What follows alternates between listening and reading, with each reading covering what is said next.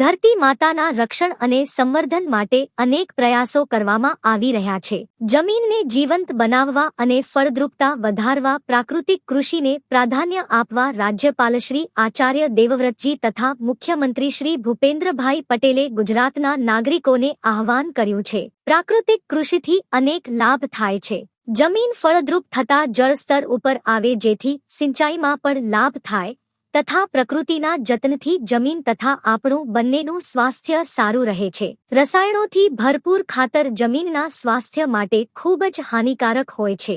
બીજું કે આ પદ્ધતિ ખર્ચાળ તો છે જ, સાથોસાથ તેનાથી લોકોના સ્વાસ્થ્યને પણ નુકસાન પહોંચી રહ્યું છે. તેની સામે પ્રકૃતિના જતનના ધ્યેય સાથે પ્રાકૃતિક કૃષિ તમામ બાબતોમાં શ્રેષ્ઠ છે. નિરોગીમય જીવનની ચાવી એવી પ્રાકૃતિક કૃષિ પદ્ધતિ થકી ઉત્પાદિત થતા અનાજ, ફળ, શાકભાજી સહિતના ખેતપેદાશોને મોટું માર્કેટ મળી રહ્યું છે. લોકો કુદરતી રીતે ઉગાડેલા ઉત્પાદનો માટે વધુ ભાવ આપવા પણ તૈયાર થઈ રહ્યા છે, જેથી આ પદ્ધતિ અપનાવતા ખેડૂતોને સારો બજાર ભાવ મળી રહ્યો છે.